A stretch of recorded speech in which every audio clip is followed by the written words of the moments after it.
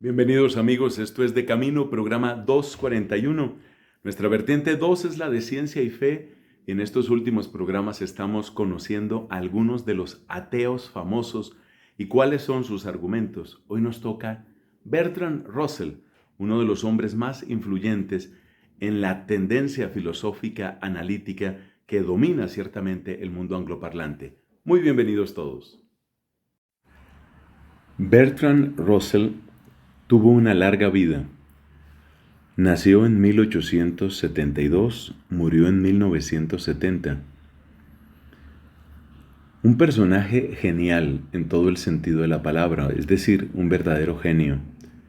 Sus aportes en lógica, matemáticas, filosofía, ética y también en temas políticos, sociales, especialmente en la línea del pacifismo, han marcado una parte considerable del mundo pensante, especialmente en lengua inglesa. Algunos dicen que Bertrand Russell es el filósofo más importante del siglo XX en lengua inglesa. La razón por la que es más conocido es por su relación con la llamada filosofía analítica.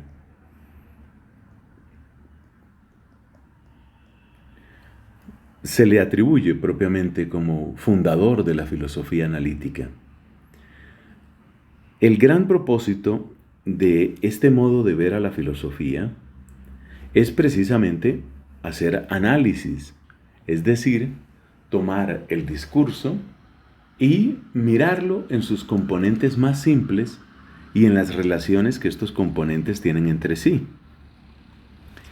Por ejemplo, si tomamos una frase muy sencilla, Ernesto, supongamos, Ernesto sacó a pasear su perro el día de ayer. Una frase como estas tiene distintos elementos, es algo que seguramente hemos estudiado en el colegio. Elementos como cuáles, bueno, nos damos cuenta que hay palabras que identificamos como sustantivos o a veces se les llama nombres. Entonces tenemos a Ernesto, tenemos al perro, tenemos día. Estos son sustantivos. Pero nos damos cuenta que, aunque ellos son sustantivos, tienen distintas funciones dentro de la frase. Así, por ejemplo, Ernesto cumple una función básica que es la de sujeto. Es el sujeto de un verbo y ese verbo, pues es el verbo sacar. Pero hay otro verbo que también aparece y es el verbo pasear. Entonces, no es Ernesto paseó, sino Ernesto sacó a pasear. ¿Cómo se relacionan estos verbos entre sí? ¿Cómo se relacionan estos sustantivos entre sí? ¿Qué papel cumplen, podríamos seguirnos preguntando, qué papel cumplen palabras como, por ejemplo, a, que da la impresión de ser una preposición? ¿Qué papel cumplen palabras como su, que es un pronombre posesivo, o el, que es un artículo? ¿Qué es ayer? Bueno, da la impresión de que ayer es como un adverbio de tiempo. Este es el tipo de análisis que hace la filosofía analítica. Y lo que quería Russell, en cuanto filósofo, era que se aplicara un método semejante al discurso filosófico para limpiarlo, podríamos decir, para depurarlo. Tenía él la impresión de que especialmente la filosofía llamada idealista, es decir, la que es heredera de Kant en sus distintas vertientes, finalmente terminaba combinando palabras de modos muy complejos, pero que no tenían un significado al final. Es decir, el significado se disolvía en la complejidad del discurso. Para él, la medida necesaria Lo realmente requerido era hacer análisis hasta llegar a los elementos más pequeños, como aquí hemos hecho con esta sencilla frase. Desde el punto de vista del trabajo filosófico, Russell es bastante original porque este enfoque va a conectar su trabajo como filósofo con su capacidad como matemático y como lógico. Efectivamente, cuando se hacen este tipo de análisis, se puede llegar después a, digamos, modos de representación del mismo significado que sean distintos. Por ejemplo, se podría tomar, si decimos que esta flecha indica sacar a pasear, y si decimos que este es Ernesto, y si decimos que este es el perro, entonces en un sencillísimo dibujo como este, parece que ya se está representando algo parecido a lo que hemos dicho. El proyecto de Bertrand Russell como filósofo era tomar esta clase de análisis y convertirla en el lenguaje propio de la filosofía. Este ideal de un lenguaje universal ya lo habían tenido otros filósofos, ciertamente con orientaciones muy distintas a las de Russell. Así tenemos, por ejemplo, que Leibniz quería una especie, lo que él llamaba una matesis universal, una especie de lenguaje que se pareciera a las matemáticas y que sirviera para calcular la verdad que hay en una determinada afirmación. Baruch Spinoza, que fue muy apreciado, leído por Russell, tenía también una aspiración semejante. Spinoza quería que la ética, por ejemplo, fuera expuesta con el mismo rigor que la geometría. Pero fue Russell el que hizo esta propuesta de un modo más integral hasta el punto de tener un impacto en el mundo cultural europeo de la época. De ahí surgió, pues precisamente, la filosofía analítica. Otros autores siguieron esa línea, entre los cuales hay que contar especialmente al muy conocido Ludwig Wittgenstein, que en cierto modo realizó el sueño de Russell de conectar un lenguaje perfectamente lógico con la realidad en su obra bastante conocida, la más famosa de él, el llamado Tractatus. El Tractatus de Wittgenstein intenta precisamente una derivación completamente lógica del lenguaje que a su vez corresponde a una explicación plena de lo que puede ser conocido de la realidad.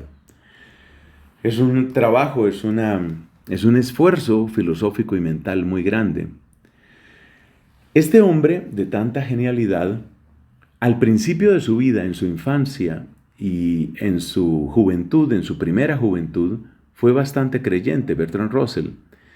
Pero la lectura de autores como John Stuart Mill y otros, indudablemente, lo apartaron del camino de la religión. Él dice Russell en algunos de sus escritos, pues son muy numerosos sus escritos, dice que a partir de los 18 años, él se declaró ateo.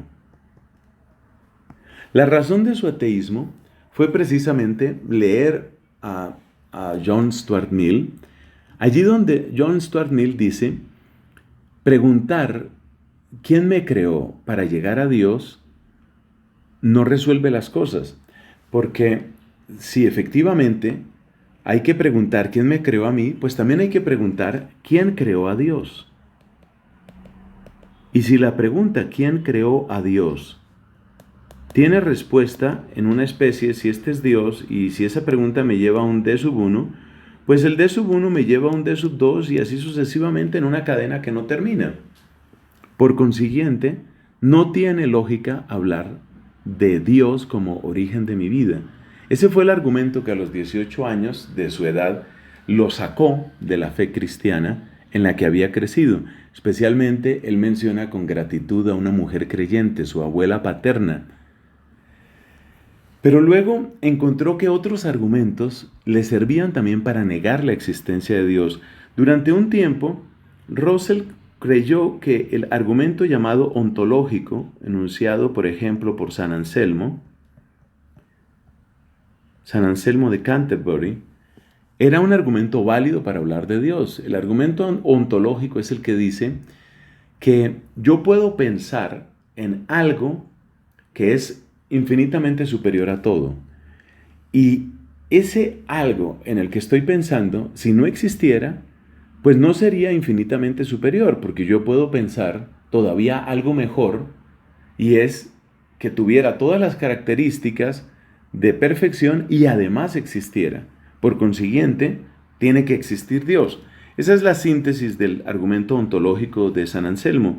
Un argumento que, dicho sea de paso, no ha convencido incluso a otros cristianos. Santo Tomás de Aquino, por ejemplo, descarta el argumento ontológico. Durante un tiempo, Russell creyó que el argumento ontológico podía servir para afirmar la existencia de Dios, pero luego se llegó a la misma conclusión que Santo Tomás, y es que el argumento ontológico da un salto del pensamiento hacia la realidad, o como se puede decir también de la esencia hacia la existencia, y que en ese sentido, pues no es válido. También consideró y sopesó el llamado argumento cosmológico,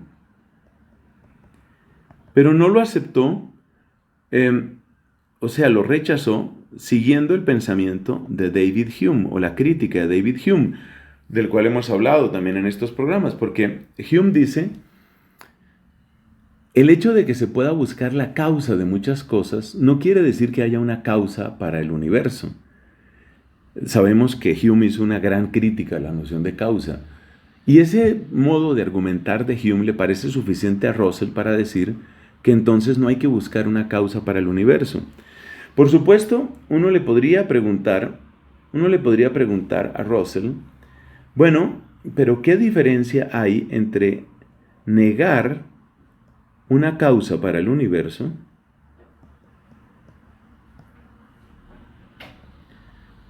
¿Qué diferencia hay entre esto, negar una causa para el universo, y negar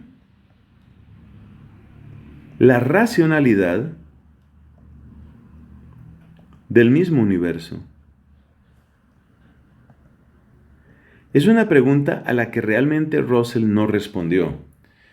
Él parecía simplemente satisfecho con lo que había dicho Hume y consideraba, lo mismo que Hume, que bastaba tener una especie de bondad, una especie de capacidad de convivencia para reemplazar lo que había hecho la religión en términos de mejorar a la gente. Esto es lo que en filosofía a veces se conoce como emotivismo, y era la postura de Hume. Hume decía que no se necesitaba la religión para mejorar a la gente, porque bastaba algo así como apelar a las buenas emociones de las personas, al sentido común y a la necesidad de convivencia. Finalmente, Russell decía que él era en parte ateo y en parte agnóstico, es decir, en parte estaba convencido de que no existía Dios, pero luego no tenía argumentos finales para demostrar que no existía, y de hecho consideraba que era imposible encontrar argumentos finales, argumentos decisivos para decir que no existe Dios. Pero entonces, según él, quienes tienen que demostrar que sí existe, pues son los que creen en Dios. Y con esa idea terminó sus días. Es lo que se llama el famoso ejemplo de la tetera, ¿no? Decía él, si alguien me afirma que existe una tetera en la cara oculta de la luna, pues es esa persona la que tiene que demostrar que esa tetera existe. Yo no estoy convencido de eso. Y a sus 97 años de edad se despidió de este mundo con esa misma idea, que era imposible demostrar la existencia o no existencia de Dios, pero que él pensaba que Dios no existía. Esas son las ideas principales de Russell. Y no se te olvide, esto es De Camino, bocados de conocimiento, para que tu fe no se muera de hambre.